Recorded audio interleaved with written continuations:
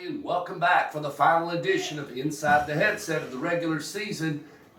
We are at week 10, game 10, whether Tom Krager wants to talk about whether it's week 11 or whatever, but I still say it's week 10. It's game 10, and I'm with the head coach of the Oakland Patriots, Coach Kevin Creasy. Coach, welcome to the final edition. You've been with me nine, eight, whatever shows, and we're at the final one unless you call me back throughout the playoffs and you want to just chat with your people, and then I will come over if I'm in town or whatnot. But let's move right into the conversation.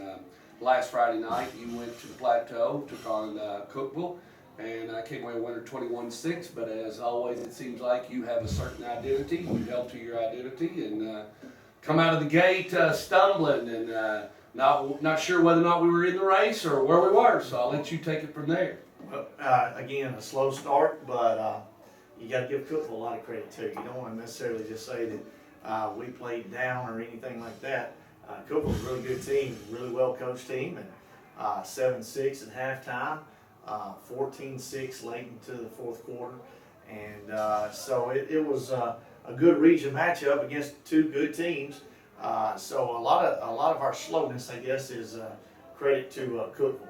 Well, what were they doing against you that was giving you fits or not letting you do the things you wanted to do other than score? Specifically, well, I guess. They did a good job of keeping the ball away from us. Okay. They were a very patient football team. They had one drive that was a 20-play drive. Now, we helped them out on a couple penalties and things like that. They had a 20-play drive, but again, to our defensive credit, they held them to a field goal. So it was one of those top games that you need this time of year, to wake your team up a little bit, let them know that, these things are not going to be easy. Good teams are ready to fight for four quarters, and those guys were well coached, and I thought they did a good job of not just frustrating us, but keeping the ball away from us. Well, so they kept the ball away from you, but anything other than the first half that you thought that you could say, the first series we wasn't physical like I wanted us to be, or the first series I didn't feel like our timing was there. Was there anything just personally on the Oakland side, not giving anything to Cookeville, was there anything in the first half that you felt like we just wasn't as sharp right there? Well, we had, like I said, a couple penalties that we were disappointed in. Had a couple people get banged up early. Had played Jackson Coughlin for the first time on offense just because we had two. So that's a new guy having to learn the system on the two fly. straight guys getting injured.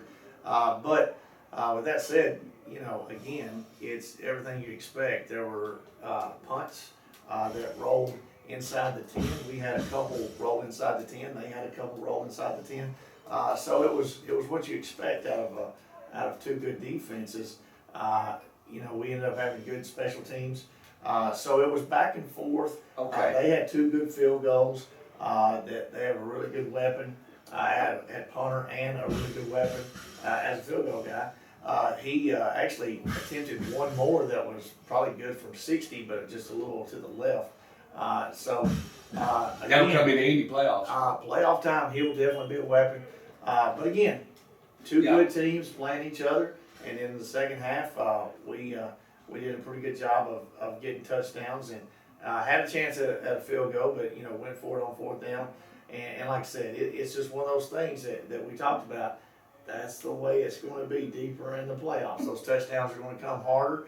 Those fourth down conversions are going to be more important.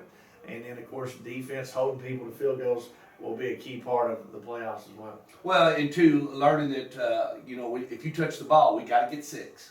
We got to, you can't, you got to make every one of them count. And when we get to the playoffs, Coach, you've been adamant on every show and publicly with everybody that, since fall break and we come back, this schedule that you are hitting, you've treated it like a playoff, the practice playoff, and you've meant it, and you did mean it as we're practicing as a slug to the other team. No, you were talking directly to your players, to your Oakland Patriots, saying, guys, let's use this opportunity. Let's use this schedule as our template to see and test ourselves. And so how do you think the templates worked so far? Well, again, it is kind of a learning experience. Our guys are new to me. I'm kind of still new to them a little bit. But I wanted them to see what it was like on a playoff run. We kind of judged this season as kind of practice, I guess you could say, but that's because everybody gets in the playoffs. And Yeah, it's so you got to do unique. something. But with that being said, this week 4 would be a great time to go on the road against a former opponent and try to pull off a big win at their place. I think Tom Krager said it's a coin flip between the two teams. It may be like that in the playoffs, depending on who your opponents are. But at some point, you're going to have to go on the road and win. And that was our message last week. And like I said, we were disappointed that we had another slow start, that we were kind of flat coming off the bus. But with that being said, hopefully we'll be taking another trip to Cookville. Yeah. And the next time we show up, we better get off the bus a whole lot sooner. And, not hopefully that we're playing Cookville again. Hopefully we'll be playing at Tennessee Tech. But who knows? If we play like that on the road, we're going to have a short postseason. Right. If we play like that at our place, we'll have a short postseason.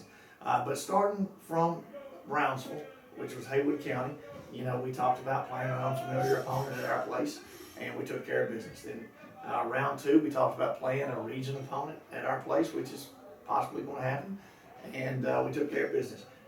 Round 3 or week 3 was Cookville, and you played a really well coached team with really good players.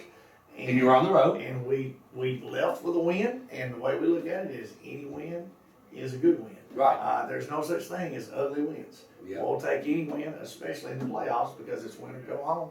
And then this week, we're on the road again, and we really need a win. This is you do. This is like a must win because it helps set us up for a better path in the playoffs, we think.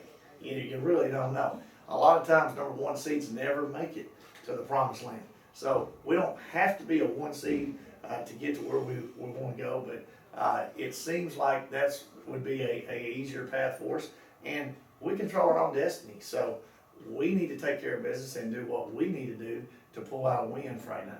Well, I had a chance to see your opponent last Friday night. I went over to Riverdale and watched them, and they got a nice tailback. They got a nice wide out. And they're going to try to run the ball right at you. I mean, that's one of theirs. And then they can pass, but I mean, they like to run first to try to open up the pass as best as what I could see. And it just looked like at any point, they're wide out. If he gets an open field, he's got the ball, he's got the legs, and he's got the eyes, and he can put some hurting on you. Yeah. They're a complete team. They broke the game open against Cookville with a kickoff return. Okay. So, they're solid special teams, solid offense. Defense is really one of their best strengths. They play hard, they play fast, they play physical, and it reminds me a lot of our defense. So it'll be another defensive battle, just like you would expect in the playoffs, just like you would expect for a region championship. So with all the marbles, region championship on the line, I expect 2 quality defenses to be on the field, and like I said, they've got their playmakers, we've got our playmakers. They're solid in the kicking game, we're solid in the kicking game. So You like this matchup? it's a lot of it's pretty much which defense is going to break first, and like I said, it'll be well worth the price of admission. It'll be 2 quality teams going against each other. Should be a great crowd.